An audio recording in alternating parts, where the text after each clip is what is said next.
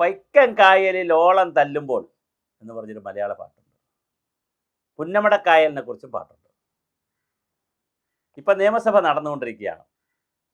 അതിനിടയിൽ വളരെ കൗതുകമുള്ള ഒരു പ്രയോഗം ഏറ്റവും സീനിയറായിട്ടുള്ള പാർലമെൻറ്റേറിയനായ ശ്രീ തിരുവഞ്ചൂർ രാധാകൃഷ്ണൻ അവകളിൽ നിന്ന് വന്നിട്ടുണ്ട്. അദ്ദേഹം പറഞ്ഞത് ഒരു വനിതാ മെമ്പറെ ഉദ്ദേശിച്ചാണെങ്കിലും പേരെടുത്താണ് പറഞ്ഞെങ്കിലും മൊത്തത്തിലാണ് പറഞ്ഞത്. വൈക്കം കായലിൽ ഓളം തല്ലുമ്പോൾ അല്ലെങ്കിൽ പുന്നമടക്കായലിലെ വള്ളംകളിയല്ല ഈ നിയമസഭ. ഇവിടെ അങ്ങോട്ടും ഇങ്ങോട്ടും ഓളം വെട്ടി നടക്കരുത്. ഇത് നിയമസഭയാണ്. നിയമസഭയ്ക്ക് അതിൻ്റെ കാര്യകാരണ ഗൗരവമുണ്ട്. ഓരോരുത്തരും സബ്മിഷൻ അവതരിപ്പിക്കുന്നത് എല്ലാവർക്കും അറിയുന്നതിന് വേണ്ടിയിട്ടാണ്. ഒരു മണ്ഡലത്തിലെ പ്രശ്നം പറയുമ്പോൾ ചിലപ്പോൾ അതൊരു പ്രശ്നമായി നിൽക്കും. അത് മാത്രം ചിലപ്പോൾ മറ്റുള്ളവർ ശ്രദ്ധിക്കാതിരിക്കുക, അത് വേറൊരു വിഷയം. പക്ഷെ പൊതുവിഷയങ്ങൾ പറയുമ്പോൾ ഒരാൾ പ്രസംഗിച്ചു കൊണ്ടിരിക്കുമ്പോൾ ബാക്കിയുള്ളവർ അങ്ങോട്ടും ഇങ്ങോട്ടുമൊക്കെ നടക്കുകയും ഓളം വെട്ടുകയും ഒക്കെ ചെയ്താൽ, ഓളം വെട്ടി എന്ന് പറഞ്ഞ പ്രയോഗമാണ് സ്പീക്കർ നടത്തിയത്. അങ്ങോട്ടും ഇങ്ങോട്ടും കായലിലെ വള്ളം പോലെ അങ്ങോട്ടും ഇങ്ങോട്ടും പോയാൽ അതൊരു സ്റ്റേജിലിരിക്കുന്ന അല്ലെങ്കിൽ ഒരു അധ്യക്ഷ പദവിയിലിരിക്കുന്ന ആളിന് ഒരു ഗൗരവക്കുറവ് തോന്നും.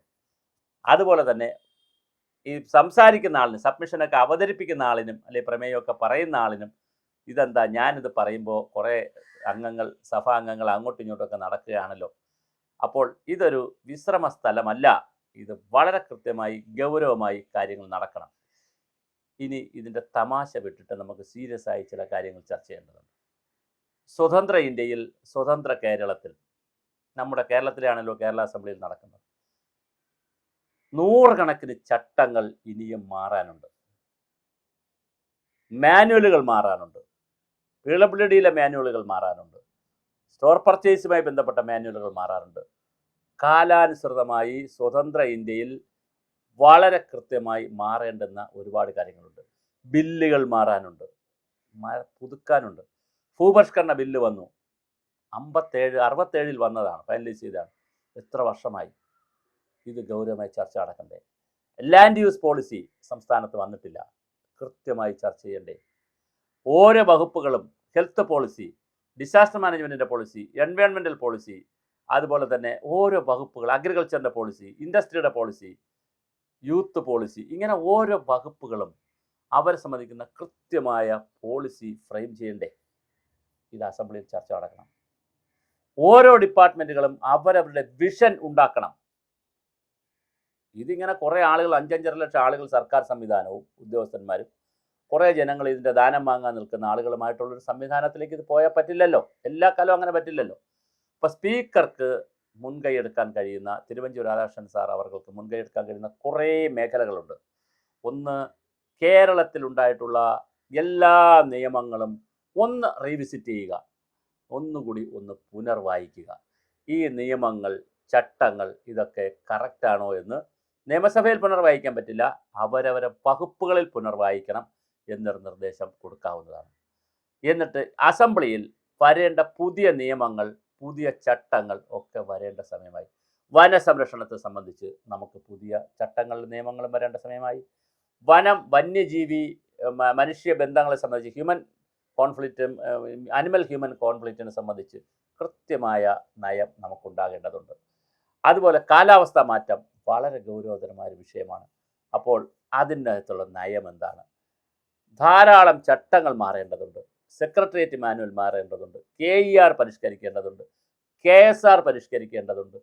ഇങ്ങനെ നിരവധി ചട്ടങ്ങളും റൂളുകളും പുതിയ ലോയുമൊക്കെ വരേണ്ട സമയം അതിക്രമിച്ചിരിക്കുകയാണ്. അതുകൊണ്ട് തന്നെ കേരള അസംബ്ലിയിൽ പ്രത്യേക സെഷൻ ചേർന്നാലും കുഴപ്പമില്ല, കേരളത്തിലുണ്ടായിട്ടുള്ള നിയമങ്ങൾ, അത് ഭൂപരിഷ്കരണം ഉൾപ്പെടെയുള്ള ഇൻഡസ്ട്രിയൽ നിയമങ്ങളടക്കമുള്ള അതുപോലെ എൻവയോൺമെൻറ്റൽ പൊല്യൂഷനെ സംബന്ധിക്കുന്ന നിയമങ്ങളടക്കമുള്ള വളരെ കൃത്യമായിട്ടുള്ള ഒരു ഹോംവർക്ക് കേരളത്തിൽ നടക്കണം. അത് അസംബ്ലിയിൽ നടക്കേണ്ട ഒരു വിഷയമാണ്.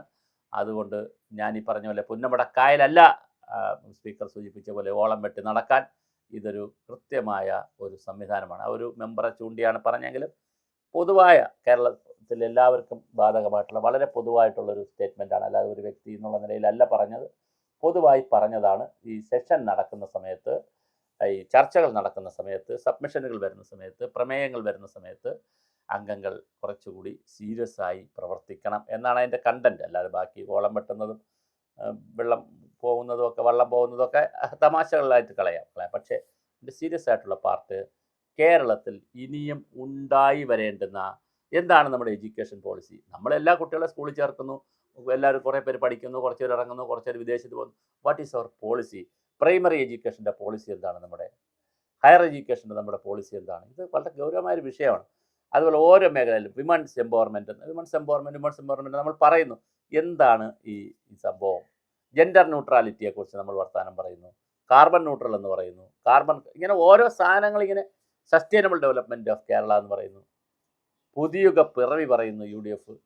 പക്ഷേ ഇങ്ങനെയൊക്കെ പറയുമ്പോൾ കേരള നിയമസഭയിൽ ഇത് സംബന്ധമായ കൃത്യമായ ചർച്ചകളും കൃത്യമായ കാര്യങ്ങളും സ്റ്റേറ്റിൻ്റെ ഓരോ മണ്ഡലത്തിൻ്റെ ഡെവലപ്മെൻറ്റ് പറയട്ടെ. അതൊരു MLA എന്നുള്ള നിലയിൽ തൻ്റെ മണ്ഡലത്തിൽ എന്ത് വേണം എന്നുള്ളതിന് സമയത്ത് ഉപക്ഷേമം അല്ലെങ്കിൽ അതിൻ്റെ ധനാഭ്യർത്ഥനയെ ബന്ധപ്പെടുത്തി എന്തൊക്കെ പ്രോജക്റ്റുകൾ വേണം എന്നുള്ള പറയട്ടെ. അതൊരു വശത്ത് നിൽക്കട്ടെ. അതിനുപരിയായി MLA സ്പീക്കർ സാറിന് ചെയ്യാവുന്നത് 140 MLA വിവിധ കമ്മിറ്റികൾ, ഡിപ്പാർട്ട്മെൻറ്റ് അടിസ്ഥാനത്തിൽ വിവിധ കമ്മിറ്റികൾ രൂപീകരിക്കുകയും ആ കമ്മിറ്റികൾ ഈ കാര്യങ്ങളെ റീവിസിറ്റ് ചെയ്യുകയും ചെയ്യണം.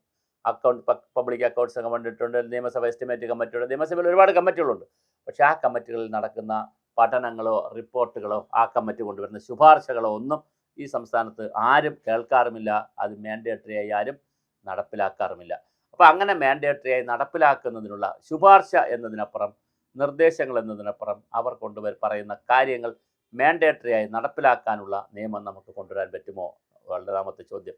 രണ്ടാമത്, എല്ലാ ഡിപ്പാർട്ട്മെൻറ്റുകളുടെയും നിലവിലെ സ്കീമുകളും നിലവിലെ സംവിധാനങ്ങളും റീവിസിറ്റ് ചെയ്യണം. അത് 30, 40, 50 ഡിപ്പാർട്ട്മെൻ്റ് ഉണ്ടെങ്കിൽ 2 or 3 MLA വീതം വെച്ചിട്ടും, പിന്നെ അതിനകത്ത് സമിതി, ആ MLA മാത്രമല്ല, സീനിയർ ഉദ്യോഗസ്ഥരെ വയ്ക്കാം, സീനിയർ പൊളിറ്റിക്കൽ വെളിയിൽ നിന്നുള്ള എക്സ്പേർട്ടുകളെ വയ്ക്കാം, പലരെയും വയ്ക്കാം. എക്സ്പേർട്ടുകളെയും വയ്ക്കണമെന്നാണ് ഞാൻ പറയുന്നത്. കാരണം ഈ നാട്ടിൽ ഒരുപാട് ആക്ടിവിസ്റ്റുകളും എക്സ്പേർട്ടുകളൊക്കെ ഉണ്ട്. അവരെ വെച്ചുകൊണ്ട് എല്ലാ ഡിപ്പാർട്ട്മെൻറ്റിൻ്റെയും നാളിതുവരെയുള്ള പ്രവർത്തനങ്ങളെ ഒന്ന് റീവിസിറ്റ് ചെയ്യാനും അതിനകത്തുള്ള സംവിധാനങ്ങളെ, ഓരോ വകുപ്പിലും 100 കണക്കിന് സംവിധാനങ്ങളാണുള്ളത്, അതിനെ റീവിസിറ്റ് ചെയ്യാനുള്ള ഒരു എക്സർസൈസ്.